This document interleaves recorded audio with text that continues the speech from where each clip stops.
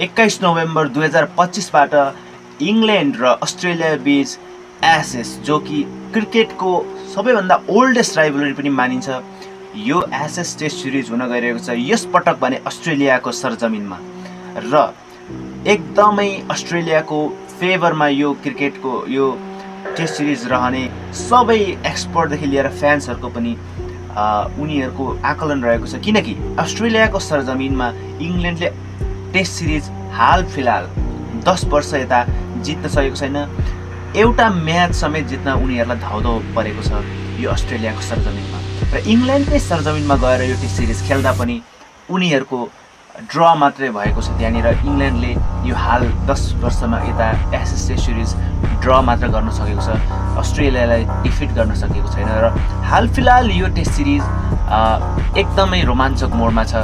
Australia पनि आफ्नो अलिकति लडखडाउँदो अवस्थामा पुगेको छ। नयाँ खेलाडीहरू अब थपिने र ब्याटिङ अर्डरमा थोरै समस्या रहेको छ भने इङ्ल्यान्ड जो कि नयाँ प्लेयरहरू इस्टाब्लिस भइरहेको अवस्था र भइसक्यो र उनीहरू आफ्नो एउटा ब्याच बल क्रिकेट जुन कि एट्याकिङ मोड खेल्ने उनीहरूको एउटा स्टाइल सहित अगाडि बढेको छ।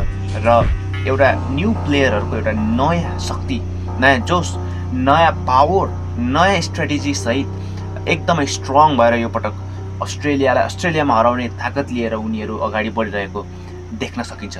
र यो सिरिज सदा चाहिँ हेर्न एकदमै लागेको हुन्छ, किनकि यस सिरिजमा प्योर एग्रेसन, र एग्रेसन अनि intense battle, intense sledging, non stop actions देख्न मिल्न सक्छ। हामी एकदमै खतरा bowling, bouncers, the yorkers, sledging अनि एकदमै खतरा ब्याटिङ। एकपट्टि छन् जो रुट, अर्कोपट्टि छन् स्टिभ स्मिथ, एकपट्टि छ बेन स्टोक्स, एकपट्टि छ ट्राभिस हेड, एकपट्टि छ मिचेल स्टार्क, अर्कोपट्टि रहेका छन् अहिलेका नयाँ इङ्ल्यान्डका तेज बलरहरू मार्क वुड, जोफ्रा आर्चर जस्ता घातक बलरहरू।